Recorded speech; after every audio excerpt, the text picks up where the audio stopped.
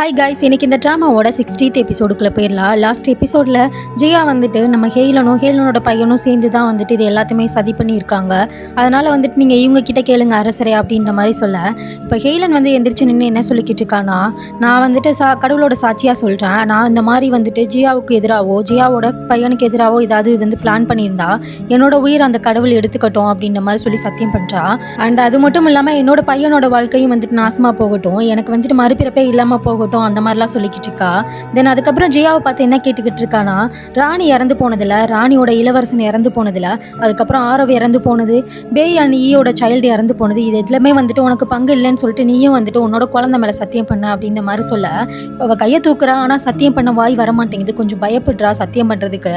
இப்போ பின்னாடி இருந்தால் நம்ம யான்பான் என்ன சொல்லிக்கிட்டு இருக்கானா, இந்த மாதிரி வந்துட்டு பயப்படுறத பார்த்தா இவளுக்கு வந்துட்டு அதில் பங்கு இருக்கும் போல அரசரே அப்படின்ற மாதிரி அவள் சொல்லிக்கிட்டு இருக்கா. உடனே இப்போ ஜியா வந்து அந்த மாதிரி பாவங்கள்லாம் நான் பண்ணியிருந்தா அதுக்கேற்ற தண்டனை எல்லாமே எனக்கு கிடைக்கட்டும் அப்படின்ற மாதிரி சத்தியம் பண்ணேன். ஹேலன் என்ன சொல்லிக்கிட்டு இருக்கானா, நீ இந்த மாதிரிலாம் சத்தியம் பண்ணக்கூடாது, நான் சொல்கிற மாதிரி சத்தியம் பண்ணு, என்னால் தான் அவங்க எல்லாருமே இறந்து போயிருந்தாங்கன்னா அதனால் வந்துட்டு என்னோட பையனோட வாழ்க்கை வந்து அழிஞ்சு போகட்டும், அண்ட் வந்து என்னோட யூக்ளான் வந்துட்டு சுத்தமாக இல்லாமல் அழிஞ்சு போகட்டும்ன்ற மாதிரி சத்தியம் பண்ணு அப்படின்ற மாதிரி சொல்ல, இதை கேட்டு ஜியாவுக்கு வந்து கோவம் வருது. என்ன தைரியம் இருந்தால் நீ வந்துட்டு என்னோட யூக்ளானை பற்றி பேசுவா அப்படின்ற மாதிரி ரொம்ப கோவப்பட்டா. அரசர் முன்னாடியே வந்து ஹேலனை வந்து அட்டாக் பண்ணிக்கிட்டு இருக்கா. இதை பார்த்து அரசருக்கு கோவம் வந்து ஜியா வந்துட்டு எட்டி உதச்சு, நீ என்ன நினச்சிக்கிட்டு இருக்க, உனக்கு சத்தியம் பண்ண கூட தைரியம் இல்லை, இதுலேருந்தே தெரியுது நீ என்னெல்லாம் பண்ணி வச்சிருக்கானா அப்படின்ற மாதிரி நம்ம ஜியா மேலே கோவப்படுறாரு. இப்போ அரசர் வந்து வெளியே கத்திக்கிட்டு இருக்க சத்தம் உள்ள ருயிக்கு கேட்குது.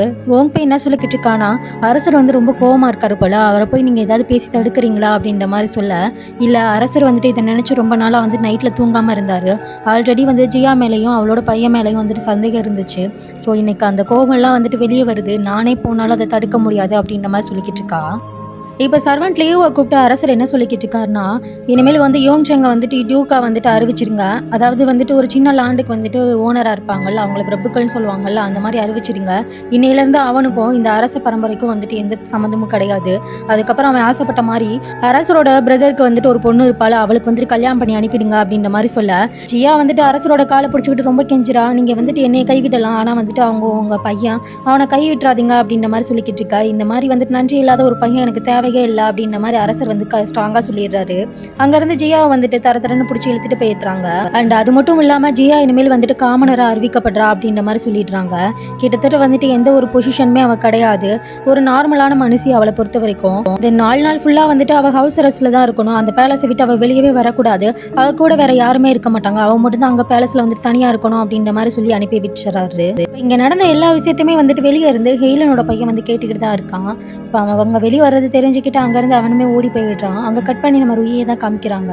ரோங் போய்கிட்ட என்ன சொல்லிக்கிட்டு இருக்கானா, இதோட ஜியா அப்புறம் வந்து ஜியாவோட பையனோட பார்த்து வந்துட்டு இங்கேயே முடிஞ்சு போகுது அப்படின்ற மாதிரி சொல்லிக்கிட்டு இருக்கா. இப்போ அவளோட பேலஸில் போட்டு அவளை அடைக்க போகிறதுக்கு முன்னாடி நம்ம யோங்செங் அங்கே வந்துடுறான். அம்மா என்னாச்சு அப்படின்ற மாதிரி பதறிக்கிட்டு கேட்க, இப்போ லிங்யுன்சே என்ன சொல்லிக்கிட்டு இருக்கானா, அரசர் வந்துட்டு இவங்களை காமனராக மாற்றிருக்காங்க, அதுவும் இல்லாமல் ஹவுஸ் அரெஸ்ட் பண்ணியிருக்காங்க, இனிமேல் இந்த பேலஸை விட்டு இவங்க எங்கேயுமே வெளியே போக முடியாது, நீங்கள் வந்துட்டு வெளியே வாங்க அப்படின்ற மாதிரி இப்போ இளவரசர் கத்த வெளியே இழுத்துட்டு போகிறாங்க. அவன் என்ன சொல்லிக்கிட்டு இருக்கானா, எனக்கு கிரவுன் பிரின்ஸாக இருக்க வேணாம், எனக்கு என்னோட அம்மா மட்டும் போதும் அப்படின்ற மாதிரி சொல்லி கத்தி அழுதுகிட்டு இருக்கான். இப்போ வெளியே விட்டு கதவை லாக் பண்ணதுக்கப்புறம் நீங்கள் வந்துட்டு உங்கள் அம்மா கிட்ட பேசிட்டு கிளம்பலாம் அப்படின்ற மாதிரி சொல்லிட்டு எல்லா சர்வன்ஸும் அங்கேருந்து கிளம்பிடுறாங்க.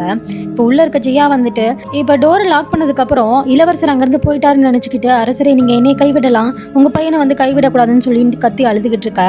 அம்மா நான் இங்கே தான் இருக்கேன் அப்படின்ற மாதிரி சொல்ல, யோங்செங் நான் வந்துட்டு எப்படியாவது இந்த இதுக்குள்ளே இருக்க முடியாது, நான் வெளியே வந்தே ஆகணும், லார்ட்ஷிப்க்கு வந்துட்டு நான் வந்து நம்பிக்கை கொடுத்துருக்கேன், உன்னை எப்படியாவது கிரவுன் பிரின்ஸாக மாத்துறேன்னு சொல்லிட்டு அவரை என்னால் டிசப்பாயின்ட் பண்ண முடியாது அப்படின்ற மாதிரி சொல்லி அழுதுகிட்டு இருக்கா. இதை கேட்டு யோங்செங்க்கு வந்துட்டு ரொம்பவுமே கோவமாயிடுது. இந்த சூழ்நிலையில் கூட நான் வந்துட்டு கிரவுன் பிரின்ஸ் ஆக வேணான்னு தான் நினைக்கிறேன், நீங்கள் மட்டும் போதும்னு நினைக்கிறேன், ஆனால் நீங்கள் வந்துட்டு லார்ட்ஷிப்பை பற்றி பேசிக்கிட்டு இருக்கீங்களா, யூக்ளான் தான் உங்களுக்கு என்னை விட முக்கியமாக போயிடுச்சா, அப்போ நான் உங்களுக்கு யார், ஜஸ்ட் அவரை ஹாப்பியாக வச்சுக்கிறதுக்காக தான் என்னை கிரவுன் பிரின்ஸை மாற்றணும்னு நினச்சிங்களா அப்படின்ற மாதிரி சொல்லி அழுதுகிட்டு அங்கேருந்து ஓடி போயிடுறான். ஜியாவும் வந்துட்டு நில்லு அப்படின்ற மாதிரி சொல்ல, அவன் எதுவுமே கேட்காம இனிமேல் நான் உங்களை பார்க்க விரும்பலாமா அப்படின்ற மாதிரி சொல்லிட்டு ஓடிடுறான். இப்போ ஹேலனோட பையன் வந்து யோங்ஷி வெளியே தனியாக உட்காந்துருக்கான். ஹேலன் அவனை பார்த்துட்டு ஏன் இங்கே தனியாக உட்காந்துருக்கா அப்படின்ற மாதிரி கேட்க, அம்மா இன்னைக்கு வந்துட்டு ராயல் மதர் வந்து மயக்கம் போட்டு விழுந்துட்டாங்கன்னு கேள்விப்பட்டு அவங்கள பார்க்கறதுக்காக நான் வந்தேன். அப்போ நான் வெளியே நிற்கும் போது அரசர் ரொம்பவுமே கத்திக்கிட்டு இருந்தார், 4th பிரின்ஸை இனிமேல் வந்துட்டு வாரிசை எடுத்துக்க மாட்டான் அப்படின்ற மாதிரி சொல்லிக்கிட்டு இருந்தாரு, அது உண்மையாமா அப்படின்ற மாதிரி கேட்க, ஹேலன் வந்து என்ன சொல்லிக்கிட்டு இருக்கானா, அது உண்மைதான், அது வந்து சில பல விஷயங்கள் நடந்திருக்கு அதனால தான் அப்படின்ற மாதிரி சொல்லிக்கிட்டு இருக்கா. தென் வந்துட்டு இன்னைக்கு ஈவினிங் போல் வந்துட்டு 4th பிரின்ஸ் வந்துட்டு வெளியே டியூக்காக மாறிட்டு மேரேஜ் பண்ணிட்டு போயிருந்தாரு, நீ வழியாக அனுப்பி வச்சியா அப்படின்ற மாதிரி கேட்க, இல்லைம்மா அந்த அளவுக்கு எனக்கு தைரியம் இல்லை அப்படின்ற மாதிரி சொல்லிக்கிட்டு இருக்கான். தென் ஹெய்லன் யோங்ஜியை பார்த்து, தேர்ட் பிரின்ஸ் அதாவது லேடி சுன்னோட பையன் வந்துட்டு ஃபேவரை இழந்துட்டான்ல அரசர்கிட்ட இருந்து, தென் அந்த ஒரு விஷயம், தென் வந்துட்டு இப்போ ஜியாவோட பையன் ஃபோர்த் பிரின்ஸ் அவனுமே வந்துட்டு ஃபேவரில் இருந்திருப்பான், இப்போ ஃபேவரை இழந்துட்டான். ஸோ அந்த ஒரு விஷயமும் வந்துட்டு உனக்கு என்ன கற்றுக் கொடுக்குது, நீ வந்துட்டு அடுத்து வந்து ரொம்ப கேர்ஃபுல்லாக இருக்கணும். ஏன்னா வந்து அரசர் இப்போ உனக்கு ரொம்பவுமே ஃபேவர் பண்ணிக்கிட்டு இருக்காரு. அது மட்டும் இல்லாமல் ராயல் மதரோட ஃபாஸ்டர் சன் நீ. ஸோ அதனால் வந்துட்டு எத்தனை பேர் கண்ணு உன் மேலே இருக்குன்றது உனக்கு நல்லா புரியுதா அப்படின்ற மாதிரி கேட்க, எனக்கு நல்லா புரியுதுமா, நான் இப்போ எப்படி ஒழுங்காக நடந்துக்கிறது அப்படின்ற மாதிரி கேட்டுட்ருக்கான். இப்போ அதுக்கு யோசிச்சு நம்ம ஹெய்லன் வந்து பதில் சொல்கிறதுக்கு முன்னாடியே இப்போ யோங்ஜி என்ன கேட்குறான்னா, ராயல் மதர் வந்து ப்ரெக்னெண்ட்டாக இருக்காங்களா அப்படின்ற மாதிரி கேட்க, ஹெய்லன் வந்து ரொம்பவுமே ஹாப்பியா ஆமாம் அப்படின்ற மாதிரி சொல்லிக்கிட்டு இருக்கா. அது பையனா பொண்ணா அப்படின்ற மாதிரி கேட்டுக்கிட்டு இருக்க. இப்போ ஹெய்லனுக்கு வந்து டக்குன்னு டவுட் வர, ஏன் வந்து இப்படி கேட்குற, பையனாக இருந்தாலும் பொண்ணாக இருந்தாலும் உனக்கு என்ன பிரச்சனை அப்படின்ற மாதிரி கேட்டுட்டு இருக்க. இப்போ வந்து ஹெய்லனே வந்து அதை புரிஞ்சுக்கிட்டு, ஆல்ரெடி வந்துட்டு ராயல் மதருக்கு வந்துட்டு பையன் இருக்கான், அதாவது லீகல் சன் இருக்கான். எப்போவுமே நீ வந்துட்டு தேர்ட் பிரின்ஸ் மாதிரியோ அல்லது ஃபோர்த் பிரின்ஸ் மாதிரியோ கிரவுண்ட் பிரின்ஸ் ஆகணுன்ற அந்த தாட்டை வந்து மனசில் வச்சுக்காத. நீ வந்துட்டு எப்போவுமே வந்துட்டு அப்பாவுக்கு வந்துட்டு நல்ல ஒரு பையனாக இருக்க மட்டும் ட்ரை பண்ணு, அது மட்டும் போதும் அப்படின்ற மாதிரி சொல்லிக்கிட்டு இருக்க. இப்போ வந்து ஹெய்லனோட பையன் என்ன கேட்குறானா, நீங்களும் அம்மாவும் அதாவது ராயல் மதரும் வந்துட்டு என்னை ரொம்பவுமே வந்துட்டு பார்த்து பார்த்து வளர்த்திங்க, அது எல்லாமே வந்துட்டு ஒரு நல்ல பையனாக இருக்க மட்டும்தானா அப்படின்ற மாதிரி கேட்க, அம்மா நான் சொல்கிறேன் கேளு, நீயும் நானும் வந்துட்டு ரொம்பவுமே சேஃபாக இருக்கணும், நிம்மதியாக இருக்கணும், பீஸ்ஃபுல்லான ஒரு லைஃப்பை வந்துட்டு லீட் பண்ணணும்னா இந்த மாதிரி ஆசையெல்லாம் உன் மனசுக்குள்ளே எப்போவுமே வரக்கூடாது, நீ ஒரு நல்ல சப்ஜெக்டாக மட்டும் இரு, அது மட்டும் போதும் அப்படின்ற மாதிரி சொல்லிக்கிட்டு இருக்கா. ஆக்சுவலாக இது வரைக்கும் எப்போவுமே ஹெய்லன் வந்துட்டு தன்னோட பையனை வந்து கிரவுண்ட் பிரின்ஸை மாற்றணும் அப்படின்ற மாதிரி யோசிச்சிருக்கவே மாட்டா. ஏன்னா ருயி வந்துட்டு இம்ப்ரெஸ்ஸாக இருக்கனால அவளோட பையன் தான் வந்துட்டு லீகல் சன்னாக இருக்கான். ஸோ அதனால் வந்துட்டு அதுபடியே நடக்கட்டும் அப்படின்ற மாதிரி தான் நினச்சிருப்பா. என்றைக்குமே அவள் பெருசாக ஆசைப்பட்டதில்லை, இப்போவும் ஸ்டில் அப்படி தான் இருக்கா, தன்னோட பையனையும் அப்படி தான் வளர்த்துக்கிட்டு இருக்கா. நீங்கள் சொன்ன இந்த விஷயத்தை நான் எப்போவுமே மனசில் வச்சுக்கிறேன் அப்படின்ற மாதிரி இப்போ யோங்ஜி சொல்லிக்கிட்டு இருக்கான். இப்போ ஆல்மோஸ்ட் வந்துட்டு ரூயிக்கு வந்து 5th மந்த் இது.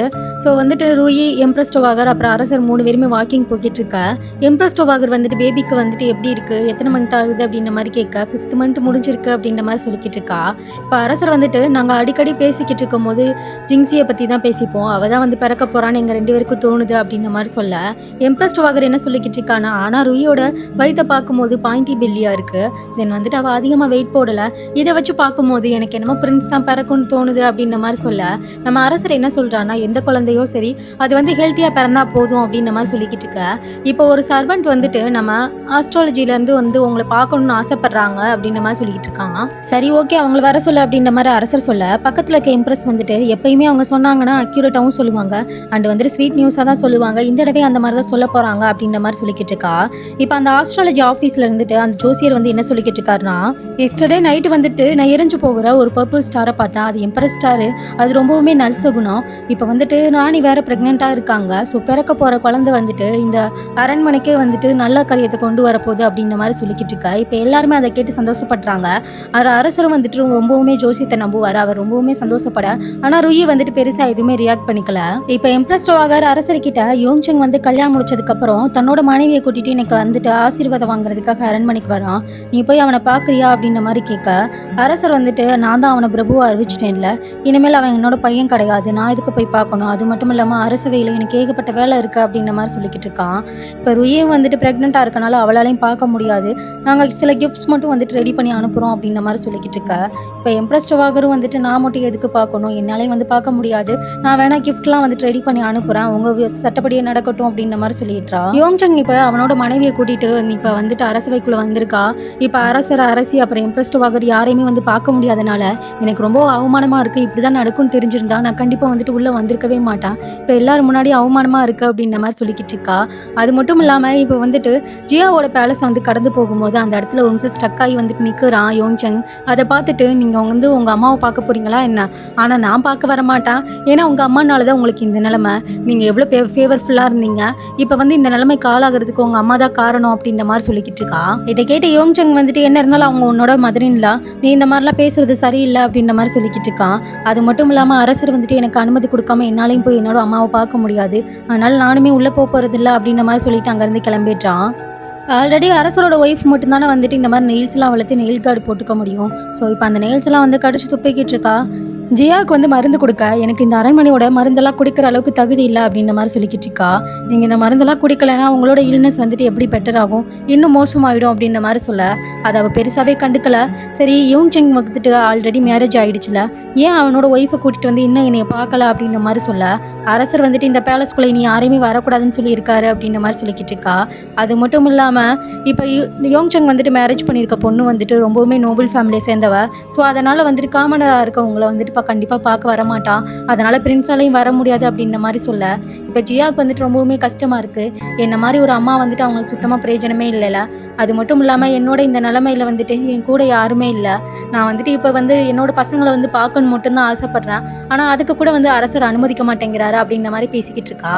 அண்ட் அது மட்டும் இல்லாமல் இவ்வளோ ப்ராப்ளம்ஸையும் நான் வந்து ஃபேஸ் பண்ணிக்கிட்டு இருக்கேன். இந்த நிலமையிலேருந்து லார்ட்ஷிப் கிட்ட இருந்துட்டு ஒரு லெட்டர் கூட வரல அப்படின்ற மாதிரி ஃபீல் பண்ணி பேசிக்கிட்டு இருக்கா. இப்போ ருயே கூட நம்ம அரசர் வந்து செஸ் பிளே பண்ணிக்கிட்டு இருக்கும்போது சர்வெண்ட் லியூ வராரு. யூக்லாண்ட்ல இருந்து பொண்ணுங்களோட ஃபோட்டோஸ்லாம் அனுப்பியிருக்காங்க அப்படின்ற மாதிரி சொல்ல இதுக்கு முன்னாடி அனுப்பின ஃபோட்டோஸ்லாம் நம்ம எப்படி டீல் பண்ணணும்னு உனக்கு ஞாபகம் இல்லையா, அதே மாதிரி பண்ணு அப்படின்ற மாதிரி சொல்லிக்கிட்டு இருக்கா. இதுக்கு முன்னாடி உங்களோட ஆணைப்படி நான் எல்லா ஃபோட்டோஸையும் வந்துட்டு திரும்ப டியூக்ஸ்லாம் அனுப்பி வச்சான், வேற யாரையுமே வந்துட்டு நம்ம இங்கே கீப் பண்ணி வச்சுக்கல அப்படின்ற மாதிரி சொல்ல இப்போ வந்துட்டு நம்ம சர்வெண்ட் லியூ என்ன சொல்லிக்கிட்டு இருக்கானா இதோட 4th டைமாக வந்துட்டு யூக்லாண்ட்லேருந்து இந்த மாதிரி ஃபோட்டோஸ் அனுப்பி வைக்கிறாங்க. அது மட்டும் இல்லாமல் இந்த மாதிரி நம்ம ரிஜெக்ட் பண்ணிக்கிட்டே இருக்கிறது நல்லது இல்லை அரசரே அப்படின்ற மாதிரி சொல்ல இப்போ ருயும் வந்துட்டு அந்த விஷயத்தை எடுத்து சொல்கிறா. ஆல்ரெடி வந்துட்டு யூக்லாண்ட்லேருந்து 4 டைம் அனுப்பியிருக்காங்கன்னா நீங்கள் இந்த மாதிரி ரிஜெக்ட் பண்ணிக்கிட்டு இருக்கிறது அவங்களோட ரிலேஷன்ஷிப் வேணான்னு நினைக்கிற மாதிரி ஃபீல் பண்ண ஆரம்பிச்சிருவாங்க. ஸோ அதனால் வந்துட்டு நீங்கள் என்னென்னு யோசித்து முடிவெடுங்கன்னு சொல்ல இப்போ அரசர் வந்துட்டு அதில் இருக்க ஒரு பொண்ணை வந்துட்டு கீப் பண்ணி இவங்களை வந்துட்டு யாமேன் கார்டினில் வந்து வைக்க சொல்லுங்கள், எனக்கு ஒரு காங்குபைன் போதும் அப்படின்ற மாதிரி சொல்லிட்டாரு. தென் வந்துட்டு நம்ம சர்வெண்ட்லேயும் அரசர்கிட்ட யூக்லாண்ட்லேருந்து உங்களுக்கு ஒரு சீக்ரெட் லெட்டர் வந்து அனுப்பியிருக்காங்க அப்படின்ற மாதிரி சொல்லிட்டு இப்போ கையில் கொடுக்க அதை விரிச்சு படித்து பார்த்துட்டு நம்ம அரசர் வந்துட்டு லைட்டாக ஸ்மைல் பண்ணுறாரு. அதில் என்ன போட்டிருந்துருக்குன்னா யூக்லாண்டில் இருந்துட்டு நம்ம ஜியா வந்து பிறந்தது அவங்க அம்மாவுக்கே கிடையாதான், அவள் எந்த குலத்தை சேர்ந்தவன் அவங்களுக்கே தெரியாதான், ஸோ அவளுக்கும் எங்களுக்கும் எந்த சம்மந்தமும் கிடையாது, எங்களை எதுவும் வந்துட்டு ப்ளேம் பண்ண வேணாம் அப்படின்ற மாதிரி எழுதி அனுப்பியிருக்கா. இதை வந்துட்டு நம்ம ருயி கிட்ட கொடுக்குறாரு. ருயுமே பார்த்துட்டு அவர் மேலே எந்த தப்பும் இல்லை, அவரும் இதையெல்லாம் சம்மந்தப்படுத்தாதீங்கன்னு சொல்லிட்டு ஜியா வந்து கை கழுவி விட்டுருக்காரு. இதெல்லாம் நம்புற மாதிரியா இருக்குது அப்படின்ற மாதிரி சொல்ல அரசருமே வந்துட்டு அதை தான் சொல்கிறாரு. இது வந்து நம்புற மாதிரி தான் இல்லை, இதை நம்புற அளவுக்கு நான் முட்டாலும் கிடையாது. அவங்க வந்துட்டு ஜியாவை யூஸ் பண்ணிக்கிட்டாங்க, இப்போ ஜியா வந்து தேவைப்படலைன்றதுனால அவளை வந்துட்டு கலட்டி விடுறாங்க, வேற ஒன்றும் இல்லை அப்படின்ற மாதிரி சொல்லிக்கிட்டு இருக்கான். அண்ட் அரசர் இப்போ என்ன சொல்லிக்கிட்டு இருக்காருன்னா இது வரைக்கும் நான் வந்துட்டு அவளை பொறுத்துக்கிட்டு இருந்தது காரணமே யூக்லான் தான், இப்போ அந்த கிளான்ல இருந்தே வந்துட்டு அவளை யாரும் தெரியாதுன்னு சொல்லிட்டாங்க, இதுக்கு மேலே வந்துட்டு அவள் வாழ்றதும் சாகிறதும் அவளோட விருப்பம் அப்படின்ற மாதிரி அரசர் சொல்லிட்டு இருக்காரு. இப்போ அரசர் வந்து ருயி கிட்ட அவளோட ஃபேஸை பார்த்துட்டு ருயி இன்னும் 3 மாசத்துல வந்துட்டு உனக்கு டெலிவரி இருக்கு, நீ வந்துட்டு ஆஸ்ட்ராலஜியில் ஆஃபீஸ்லேருந்து சொன்ன மாதிரி நல்ல குழந்தை வந்துட்டு பெருத்தெடுக்க போகிறா, அது வந்துட்டு நம்ம அரண்மனைக்கு வந்துட்டு நல்ல சகுனத்தை கொடுக்க போகுதுன்னு சொல்லியிருக்காரு. நீ வந்து இந்த பேபி வந்து ரொம்ப கேர்ஃபுல்லாக வளர்த்துக்கணும், அதனால் வந்துட்டு நீ எதை பற்றி இதெல்லாம் யோசிக்கக்கூடாது அப்படின்ற மாதிரி ரொம்ப கேர் பண்ணிக்கிட்டு இருக்காரு. நார்மலாகவே அவர் கேர் பண்ணுவார் தான், பேபிஸ்னால் அவருக்கு பிடிக்கும் தான், பட் வந்துட்டு ஆஸ்ட்ராலஜி ஆஃபீஸில் சொன்னதுலேருந்து இந்த பேபிக்கு வந்துட்டு ரொம்பவுமே முக்கியத்துவம் கொடுக்க ஆரம்பிச்சிருவாரு. யான்வானுக்கு எப்பவுமே ஹெல்ப் பண்ணிக்கிட்டே இருப்பானே நம்ம அரசர் பக்கத்தில் இருக்க ஒரு சர்வெண்ட் ஜிங்ஸோ, அவன் வந்துட்டு இந்த ஆஸ்ட்ராலஜி ஆஃபீஸில் தான் இருக்கான். அந்த ஆல்ரெடி வந்துட்டு சோசியர் வந்துட்டு ஒருத்தர் சொல்லிட்டு போயிருப்பார்ல அரசர்கிட்ட, அவர் தான் அங்கே உட்காந்துருக்காரு. ஆக்சுவலாக அவர் சொல்கிறது எல்லாமே போய் சும்மா தான் குத்துமடிப்பாக வந்துட்டு நல்ல சிசியை சொன்னால் வந்துட்டு அதுக்கு நிறையா தங்கம் வெள்ளியெல்லாம் கிடைக்குன்றதுக்காக அடிக்கடி அரசர்கிட்ட போய் ஒவ்வொன்றா சொல்லிக்கிட்டு இருப்பாரு. அந்த மாதிரி தான் வந்துட்டு இப்போ ருயி கிட்ட சொல்ல வச்சுருக்காங்க. அது வந்துட்டு இவராக சொன்னதில்லை, தென் வந்துட்டு நம்ம யான்மான் சொல்லி நம்ம ஜிங்ஸு வந்து ஐடியா கொடுத்து அதுக்கப்புறம் போய் சொல்லியிருப்பாரு. இதுக்கு பின்னாடி என்ன ரீசன் இருக்குன்னுலாம் தெரியல, ஆனால் இதுக்கு பின்னாடி ஏதோ பெரிய பிளான் இருக்குன்றது மட்டும் தெரியுது.